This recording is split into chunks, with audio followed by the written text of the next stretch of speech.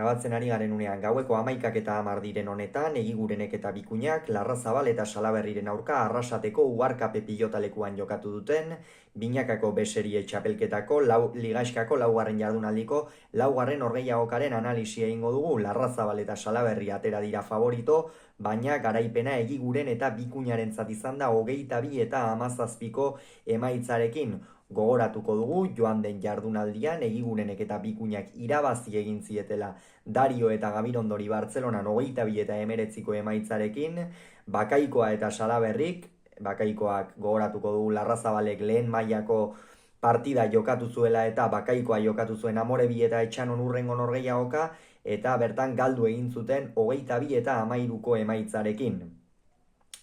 Gaurkoan osatu dute lehenengo aldiz bikotea txapelketan Larrazabalek eta Salaberrik, eta gauzak etzaizkie bat ere modu egokian hasi. Hasieratik ikusi ditugu bai Larrazabal eta bai Salaberri oso galtzaile. Egia da, Larrazabal pilota bizi mugitzen ari zela, ongi Egiguren tarteka ere behartzen zuen, baina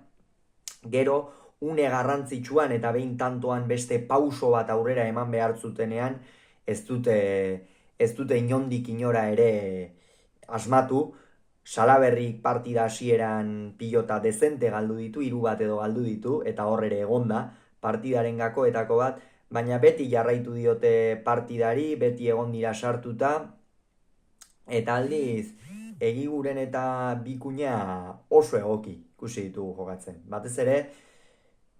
aurrean Julen Egiguren, hau da, defentsan fin, behar bada ez du hainbeste asmatu, baina defensa egoki bat eduki izanak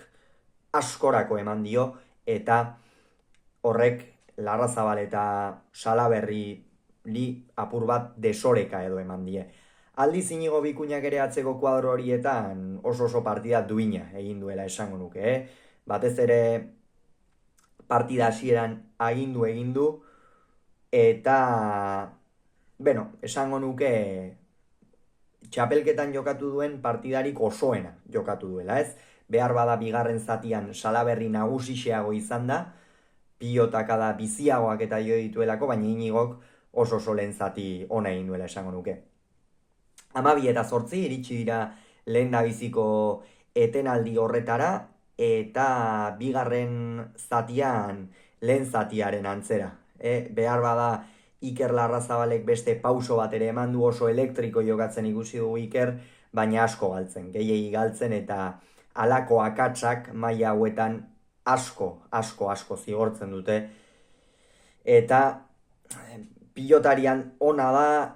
bizia, potentzial handikoa, baina oraindik ere baditu zenbait hankazulo zuzendu beharrak, zuzenduko dituenak ziur Larrazabalek, eta lehen mailan jokatze horrek eta lehen mailako esango dugu lehen ordezko izate horrek behar bada Murrioarrari ere presio apur bat ipiniko dio. Eta hori sekula ez da, ona izaten, hori badakigu, pilotariak presionatua beti jokatzen du, baina gain presio hori edo edukitzea Larrazabalentzako ez zait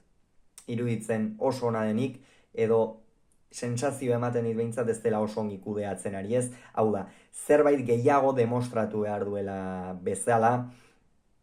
eta ezin da ahaztu oraindik ere 22 urte besterik ez dituela, oso gazte debutatu zuen, baina oraindik ere badauka hobetzeko margina, zenbait pilotari ikusi ditugu, hor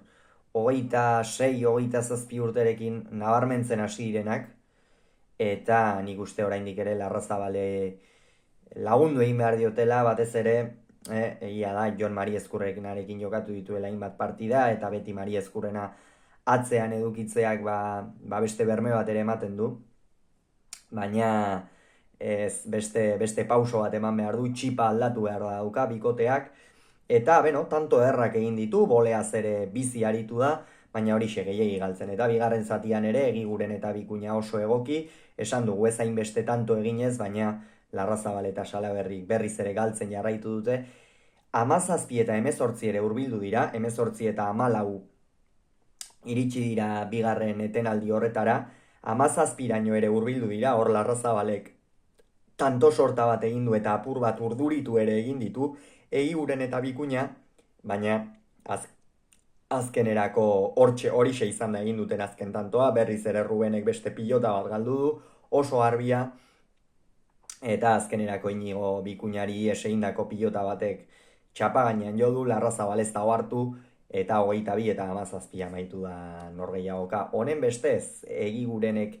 eta Bikuñak gaurko garaipen honen ostean, hirugarren postuan jarri dira, Eguren eta Bikuña, 3 punturekin, Zabala eta Eskuza bigarren direnekin berdinduta, aldiz, Larrazabalek eta Salaberrik puntu bakarrarekin jarraituko dute, eta hurrengo jardunaldietan behintzat irabaztera derrigortuta. Hauxe beraz esan beharrekoa, hurrengoan gehiago izango duzue, bitartean izan agur.